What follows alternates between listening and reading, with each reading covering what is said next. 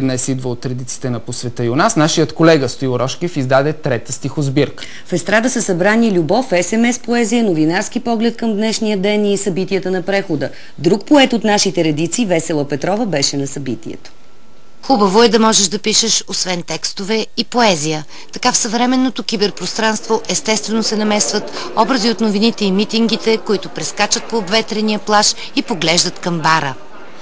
Естрада е една поетическа самоирония, тъй като както малко хора вече слушат естрада, така и малко хора слушат и четат поезия, така че в нея, в тази книга няма нищо естрадно, а има лека самоирония и едно намигане. Зад политическите репортажи е поетическият бекграунд.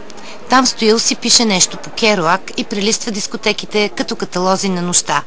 Представете си усещането – капка ром на върха на ножа и сладоледената конспирация на коктейл Тропикана, докато нашия Стоил решава руса кръстословица на последната спирка на рейса.